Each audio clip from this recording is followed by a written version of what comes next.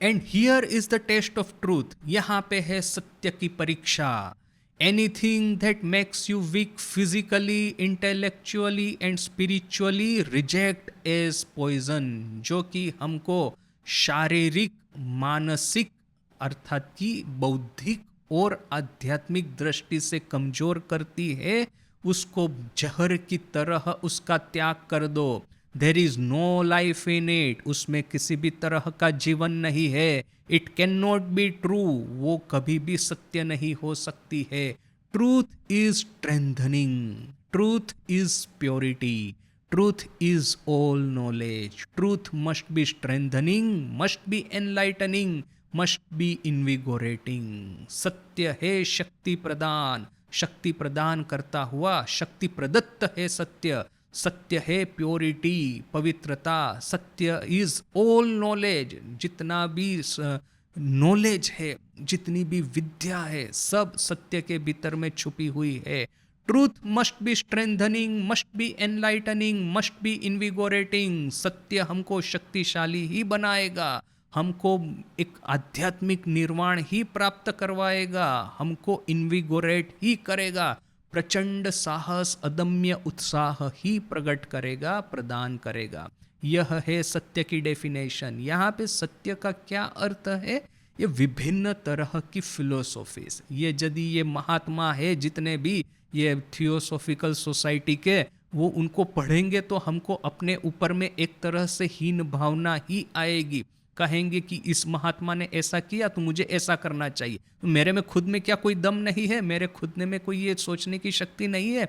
मेरी खुद की कोई विवेक, डिस्क्रिमिनेशन नहीं है? वो कुछ मुझे जो कुछ कहेगा वो क्या मैं मान लूंगा? ये जो जितना भी है स्पिरिचुअलिज्म, ये मीडियम बनाना, ये निरंजनानंद जी महाराज, वो अभी कुछ समय पहले ही उनकी ये बर्थ एनिवर्सरी गई, तो मैं यहाँ पे पाठ कर रहा था मंदिर में। यही सब कि वो मीडियम बनते थे, वो घोष्ट जो होता है, भूत जो होता है पुरखों के, उनके सर पे सवार हो जाता था, फिर वो उनके स्वर से बातें करना शुरू करते थे। यह सब उस समय अमेरिका, यूरोप में और इंडिया का ये जो फैशनेबल सोसाइटी है, बहुत फैलना शुरू हुआ था। इसलिए यहाँ पे स्वामी जी कहते हैं कि सत्य का एसिड टेस्ट क्या है, जो हमको शक्ति प्रदान करता है, जो हमको बौद्धिक, आध्यात्मिक और दैहिक शक्ति, दैहिक बल प्रदान करता है, वो सत्य है, वो फिलोसॉफी है, उसको हमको अपनाना है। नहीं कि ये स्पिरिचुअलिज्म है, नहीं ये महात्मा है, नहीं ये थियोसॉफी है, यह सबको त्याग कर दो। और सिर्फ इतना ही नहीं, ये तो सरफेस के ऊपर में है। भारत में जो अंधश्रद्धा, ये तंत्र मंत्र, यज्ञ याग, याग और यज्ञ तो फिर भी ठीक है, किंतु ये जो ज्योतिष शास्त्र है वगैरह, अभी स्वामी जी ने पहले ही कहा ना कि ऐसा नहीं है कि इन सब में कोई सत्य या तो इन सब के भीतर में कोई साइंस नहीं, किंतु मनुष्य जब अपनी आत्मश्रद्धा को छोड़ करके, जब त्याग, तपस्या, पवित्रतामय जीवन छोड़ करके अपना शॉर्टकट प्राप्त करने के लिए इन सब चीज़ों का जब वो सहारा लेता है, तब देखिए कि हमको कमजोरी के अलावा और कुछ नहीं देता।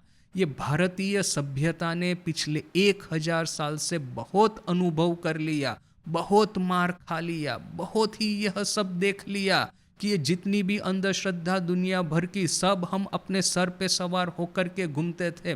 मैंने अपनी नज़रों से देखा है ये बात।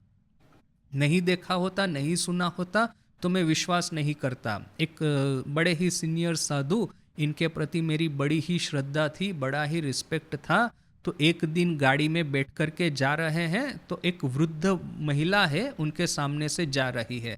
अभी वो वृद्ध महिला क्या है, रेगुलरली मंदिर में आती तो थी, भक्त तो थी, किंतु उसका स्वभाव जो था बड़ा ही कर्कश था और बड़ा ही द्वेषपूर्ण, ईर्ष्यापूर्ण इस तरह का था। वो महाराज के पास में जाकर के इस तरह की बहुत सारी बातें करती थी कि ये ऐसा है, वो ऐसा है। तो नेचुरली इस तरह की बातें सुनने को किसी को अच्छा नहीं लगेगा। किंतु ये जो स्वामी जी है, उनके मन में ऐसा हो गया कि गाड़ी लेके जब जा रहे हैं और सामने वो जो वृद्ध महिला आती है, तो फिर वो गाड़ी फिरत घुमा देंगे। वो कहेंगे कि फिर से ऑफिस में जाते हैं, थोड़ा सा यात्रा बदल के आना, बंगाली में कहते हैं। वो जैसे वो माँ आई थी ना दक्षिणेश्वर में, तो ठाकुर ने कहा कौन से मुहूर्त में वहाँ से निकली हो जयराम बाटी से, तो माँ बोली बृहस्पतिवार बार बेला। तो ठाकुर ने कहा अच्छा इस मुहूर्त में तुम निकली हो इसलिए मैं गिर गया और इसलिए मेरा हाथ टूट गया, तुम जाओ और यात्रा बदल के आओ। तो माँ तो बेचारी क्या कहेगी, ठाकुर ने कहा है तो रह भी नहीं सकते। तो माँ तो उसी समय जाने को तैयार हो गई। तो ठाकुर कहते हैं अच्छा एक काम करो अभी रात यहाँ पे रुक जाओ, कल सुबह को जाना। तो ये जब हम प्रसंग पाठ कर रहे थे माँ की जीवनी में गंभीरानंद जी महाराज द्वारा लिखित, उस समय भी मैंने कहा था कि ठाकुर के सामने ये तो अपनी कंप्लेन है कि माँ को इस तरह से क्यों वापस भेजा भाई, इस तरह की अंधश्रद्धा आपके मन में क्यों है, जो कि जगत के नियंत्रण स्वयं है, नारायण स्वयं है, नारायणी के साथ में इस तरह का अन्यायपूर्ण वर्तन करेंगे।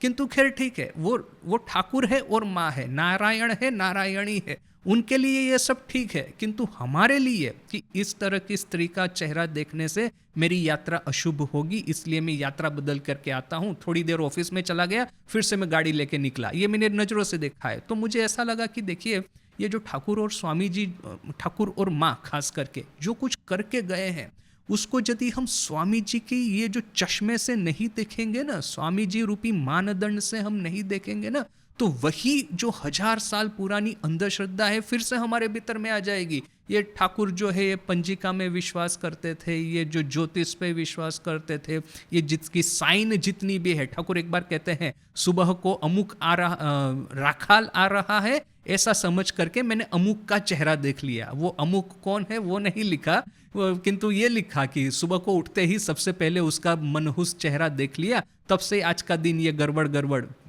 होगा या हो रहा है, आई डू नॉट नो। किंतु इतना तो उन्होंने कहा ठाकुर ने कि राखाल आ रहा है, सोच करके अमुक का चेहरा देख लिया। तो ये सब कि सुबह को उठ करके इसका चेहरा देखने से क्या होगा, इसका चेहरा मुझे देखना है, ये कुछ मुझे करना है, यह सब यदि हमारे पास में स्वामी जी यदि न रहते तो हम यह सब भयानक मिस इंटरप्रिटेशन उठाते। ठाकुर और माँ की कहाँ त्याग और तपस्या लेनी है, कहाँ पवित्रता लेनी है, कहाँ इंद्रिय संयम लेना है, कहाँ वो भैरव की तरह ठाकुर जब ध्यान करते थे क्या कहते थे, भैरव की मूर्ति दिखा करके उसी तरह पत्थर के भैरव होकर के स्थिर होकर के बैठना मन।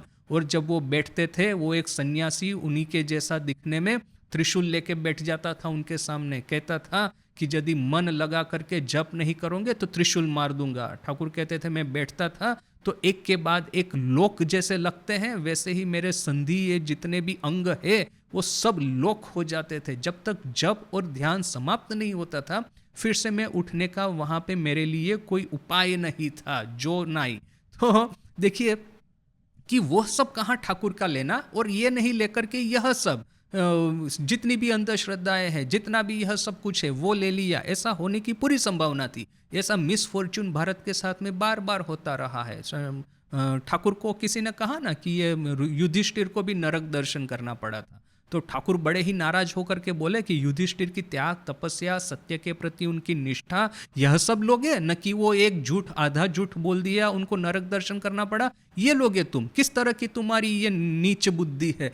तो हम लोगों की भी इस तरह की नीच बुद्धि न हो जाए। ये ठाकुर ने माँ को यात्रा बदलने के लिए वापस भेज दिया, राखाल आ रहा है बोल करके अमुक का चेहरा देख लिया, यह सब चीजें हम कथामृत में से न ले और बाकी ये जो जीवन प्रदत्त अमृतमय वाणी है उसको ग्रहण करे। इसके लिए ये जो विवेक रूपी तलवार लेकर के ठाकुर स्वामी जी को साथ में लाए थे और उनका नाम सार्थक करने के लिए भारतीय इतिहास, भारतीय संस्कृति, हिंदू सनातन धर्म हजारों सालों से इसका विकास होता आ रहा है। या तो फिर कहेंगे सनातन धर्म तो सनातन धर्म है, उसमें इवोल्यूशन क्या है, जिस दिन अहम ब्रह्मास्मि महावाक्य का उच्चारण हो गया वहीं पे धर्म की चरम शिखर पहुंच गए हम लोग। किंतु उसका जो इम्प्लीमेंटेशन है, प्रैक्टिकलिटी है, विभिन्न तरह की मानसिकता वाले लोगों के लिए विभिन्न तरह की साधन पद्धतियां हैं, उसका विकास हजारों सालों तक होता आ रहा है। तो ये हजारों सालों के इवोल्यूशन में ये सब चीजें भी